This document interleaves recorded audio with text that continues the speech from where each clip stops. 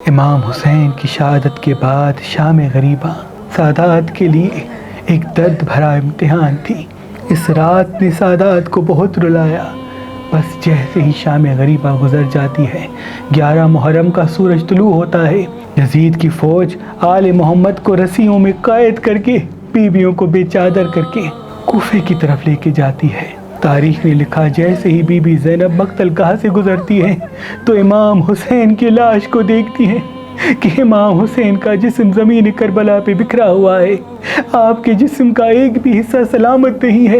بس امام سجاد کو زنجیروں میں جکڑ کے طوق پہنایا جاتا ہے اور ایک بھاری پتھر پشت پہ رکھا جاتا ہے اور تمام بیویوں کو قید کر کے کوفہ کی طرف لے جایا جاتا ہے۔ آل محمد کے اس قافلے میں کئی معصوم بچے تھے اور ان بچوں کو الگ الگ اونٹوں کی پشت پہ رسیوں سے باندھا گیا تھا۔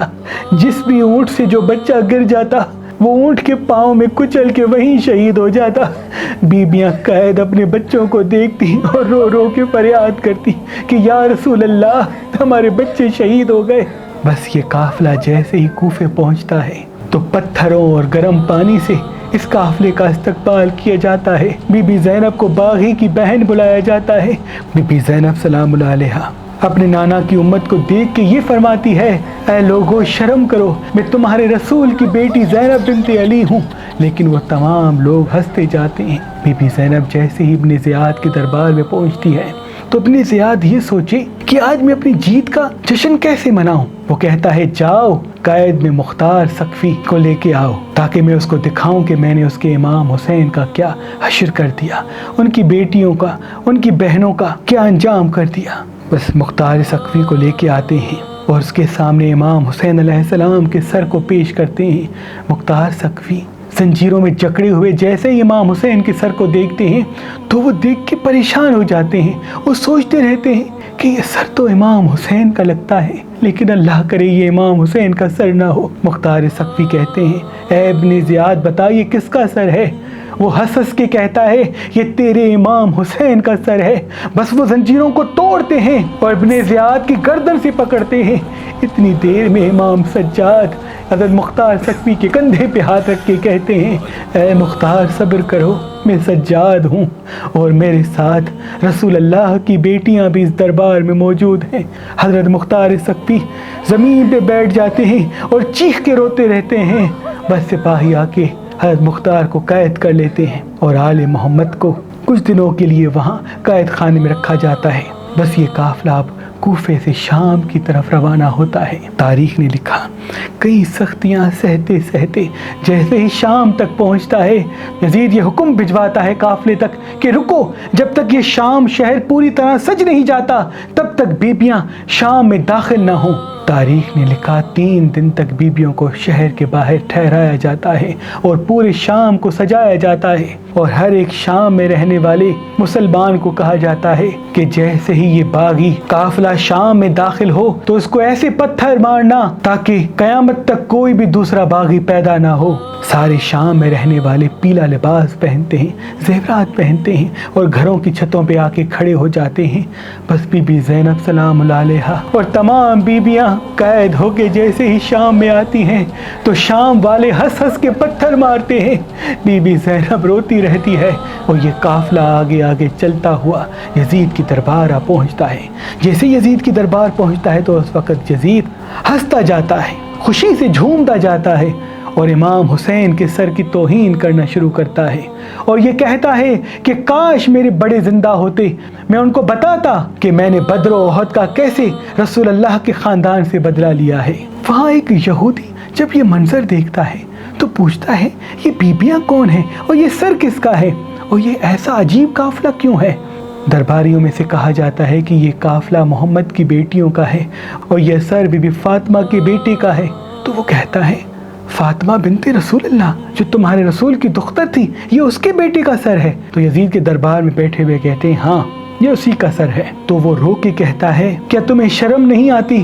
ابھی تمہارے رسول کو صرف 50 سال ہی گزرے ہیں اور تم نے ان کے خاندان کا یہ حشر کر دیا کہ ان کی مستورات کو قیدی کر کے بازاروں میں لے کے آئے ہو اور اس کے بیٹے کا سر کاٹ کے اس کی بے حرمتی کر رہے ہو۔ اے مسلمانوں، میں حضرت داؤد کے قبیلے میں سے ہوں اور آج بھی میری قوم میرا احترام کرتی ہے۔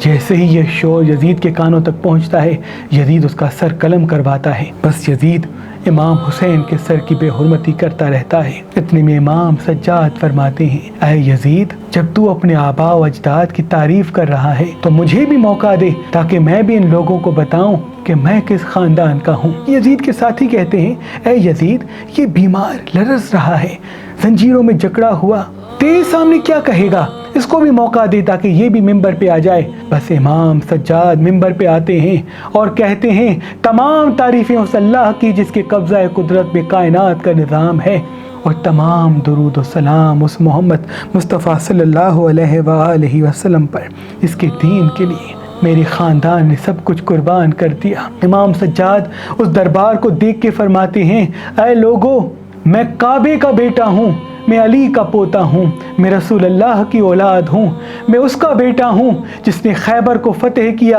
میں اس کا بیٹا ہوں جس نے تمہیں دین سمجھایا، میں اس کا بیٹا ہوں جس کو فرش سے عرش کو بلایا گیا، میں اس رسول اللہ کا بیٹا ہوں جس کے زلفوں کی قسم اللہ کے ملائک کھاتے آئے ہیں۔ اے لوگوں، میں اس کا بیٹا ہوں جس کا یہ سر ہے، یہ وہ حسین ہے جس کے لبوں کو اللہ کے رسول چوما کرتے تھے، یہ وہ حسین ہے جس کو رسول اللہ اپنے کندھوں پہ سوار کیا کرتے تھے۔ اے لوگوں، میں وہ غریب بیٹا ہوں جس نے اپنے باپ کو ذبح ہوتے ہوئے کربلا کی زمین پہ دیکھا۔ اے لوگوں، میں وہ رسول اللہ کا بیٹا ہوں جس کو قیدی بنا کے آل محمد کی بیٹیوں کے ساتھ بازاروں میں پھرایا گیا، پتھر مارے گئے۔ امام سجاد کے خطبے میں اتنا درد تھا کہ دربار میں سارے درباری رونے لگے۔ اتنی دیر میں یزید یہ سوچتا ہے کہ یہاں بغاوت نہ ہو جائے، وہ اعلان کرواتا ہے کہ اذان دی جائے۔ جیسے ہی اذان دی جاتی ہے، امام سجاد اذان سننا شروع کرتے ہیں۔